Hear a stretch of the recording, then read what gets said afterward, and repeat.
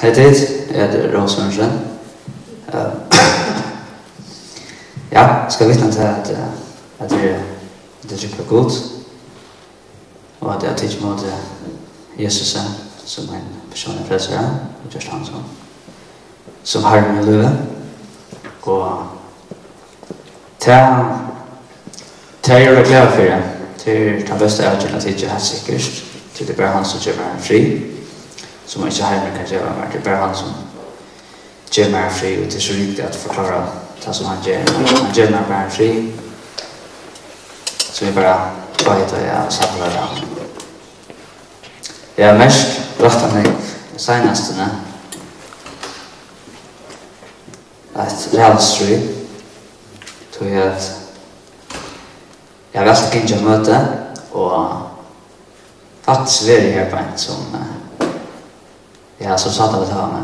Det var et langt jeg ikke å møte, og det var et her, og det var et synes vi lås hans noen, og halte talene gå åt henne, og hønner meg sånne fellesskapen, og ikke i visken og i taklet det noen med mine bønnerløve, eller jeg leser i Guds Orði, eller jeg vittner som så alt fullt.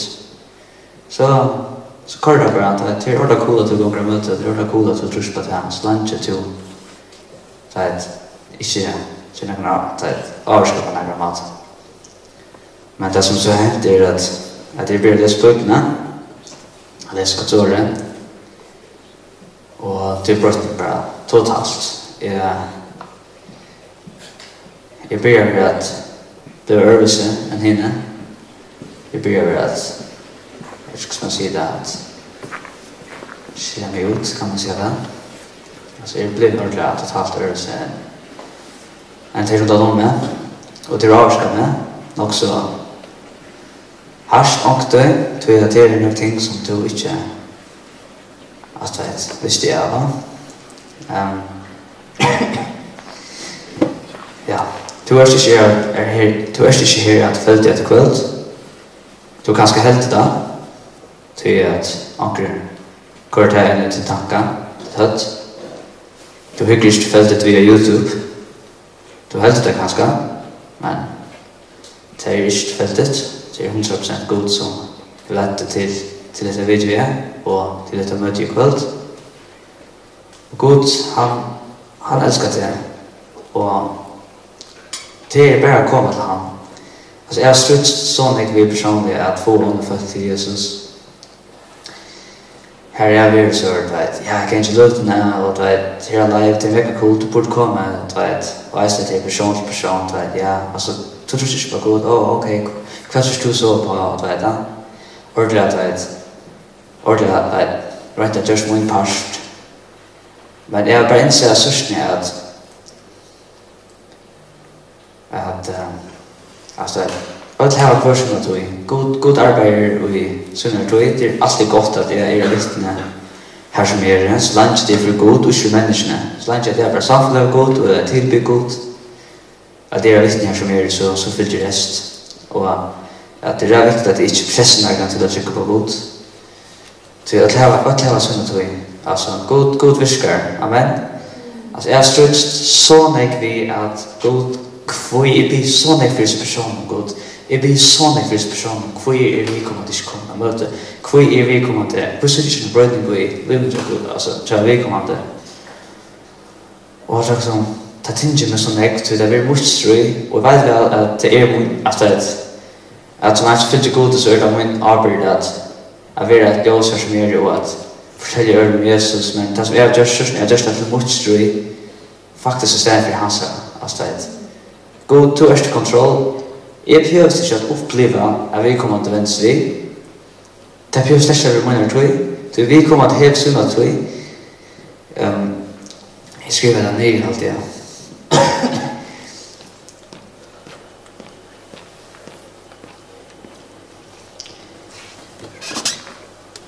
Jeg minns ikke at jeg sendte, men jeg skriver det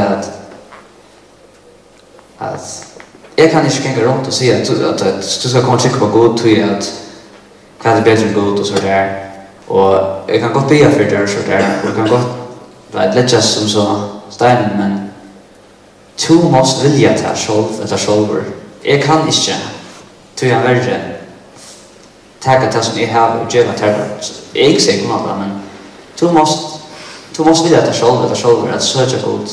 Og tant vi gjør god arbeid, og det er okay at vi ikke opplever det. Det er okay at vi opplever at eller vi halda det søke må, men god gjør må. Det som hendte da jeg har valgt å følge Jesus, det sender jo i Galaterbrev kapitel 2, vers 20. Jeg er krossfestur ved Kristus den, og nå er det ikke longur jeg som livi, nei, Kristus liver mer, og livet som nå livi, og i holdinum livi er trúnni og Son Guds, som elskaði meg og gav seg sjálvan fyri meg. Vårt liv er totalt brøtt. Altså, jeg lever for Jesus 100%. Det er ikke bedre enn han. Det er ikke som kan fylle hans tårnom. Det er bare Jesus som kan. Og det kan jeg bare vittne om selv om hva jeg opplever ved gode. Og det handler ikke om det at jeg skal gjøre Guds nummer 1. Slett ikke. Det handler slett ikke om det at jeg skal genga møte. Det handler om at jeg vil genga møte, og jeg vil gjøre nummer 1. Jeg skal det ikke, men jeg vil det, jeg ønsker det. Så jeg trykker av Jesus. Og da jeg leser Guds Orði, så brøyter det meg til Guds Orði hever kraft.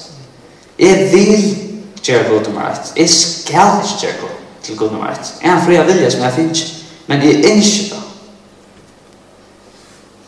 Som jeg hadde det så rædlig om man tror på god, så skal man hette, man skal hette. Nei, slett ikke. Du skal bare takke imot Jesus, til han hever betalt skulderbrødet. Vi kunne omgå du kunne klare det åtta annars Jesus. Jesus er eneste hever. Og så vi vilja fylle Jesus, så er det opplått, vil ikke Jesus nummer 1 på livet. Ja, sjálvan det vil ta jeg trykker på Jesus. Det gjør ikke mening at jeg trykker på Jesus, og så gjør jeg som jeg vil. Altså, det gjør slett ikke mening, altså. Jeg trykker på god, så fyller ikke god det. Og lukka mykje kjensler, omstøver, så vet jeg hvor god det er. God er vi mer, og han resten her, lukka mykje kvart verst. Og da hjelper alltid at komme til god akkurat som du erst. Da hjelper vi syndrokkere, så er de trofast mot det. Og da hjelper sånn jeg at du kommer av i det som du tinnes vi, og bare ber god, og sier akkurat som det er, til det han vil. Du pjør ikke vel god og sier gå god, en masse ferger til som allmåktig. Du kan bare si god er relativt realistisk her. Og kan godt kjenne god under hodet ham. God ikke bare til å ta seg ved ham. Men ofta så sier vi det at ja, jeg vet ikke, altså. Jeg trykker på god, men jeg leser ikke bøybene og vet. Altså, når du tror ikke på god og ikke leser bøybene, så hadde jeg også ikke samsverger. Så har vi Satan det akkurat her som han vil. Simpelt. Finast det at du trøster på god.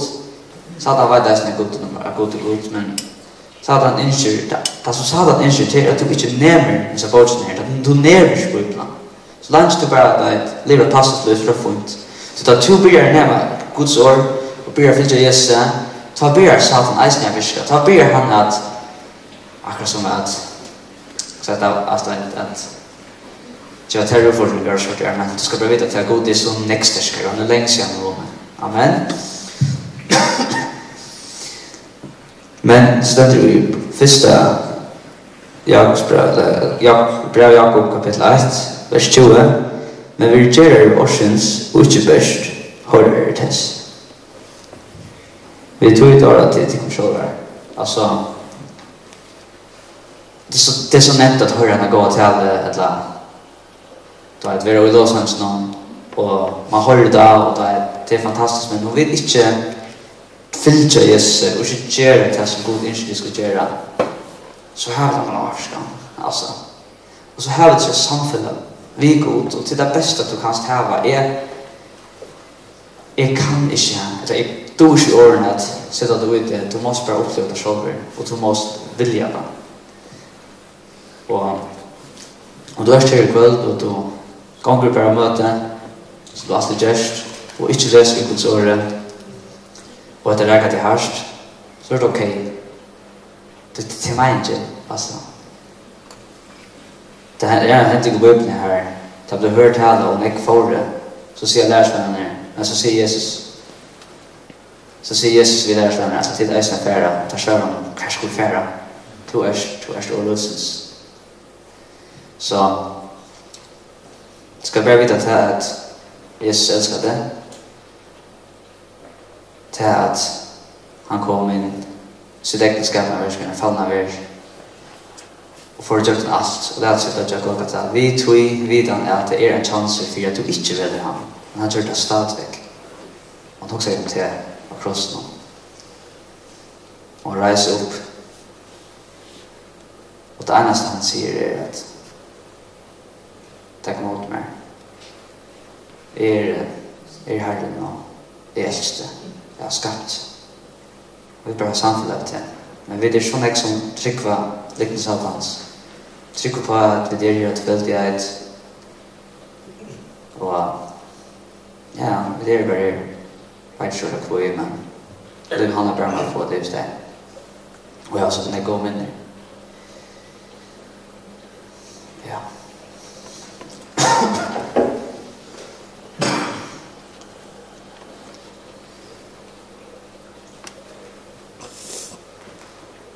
Så kanskje litt bare oppmuntring først.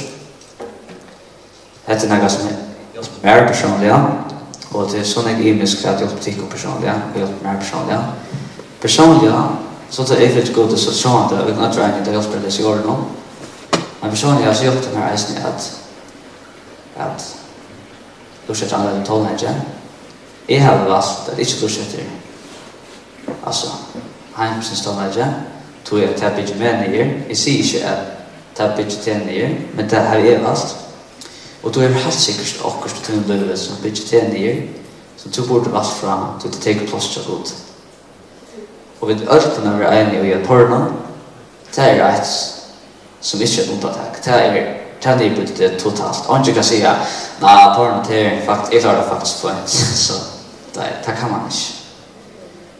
Det er ikke satans, og det er brøytet noen opsjoner på kvinna, henne er vire, og hvordan sørst han. Og så sørst.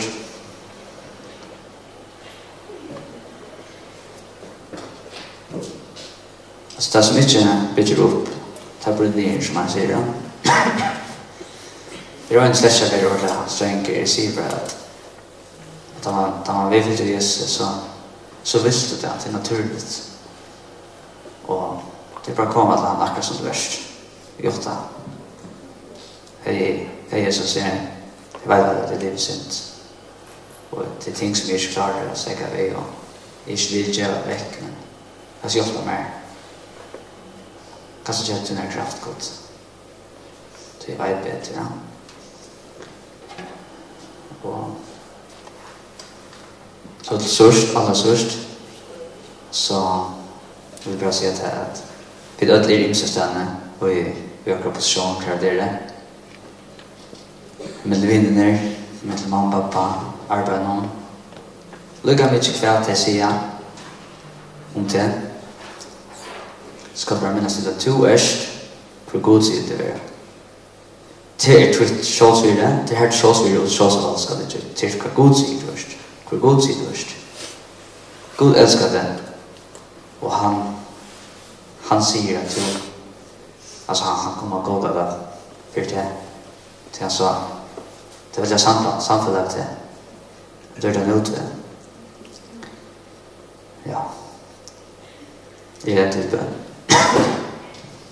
Gå godt.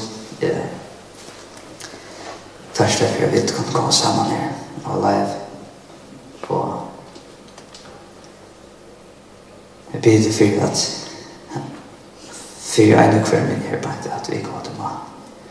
Vende seg til Jesus og ber for at det er godt. Og at vi kan se hvordan størst eller hvordan viktig det er at vi finner at det er Jesus og vi ikke bare ganger møte, vi ganger møte. Jeg vil finne at det er Jesus til vi vet hvor du erst, til du har skapt dere om Jesus.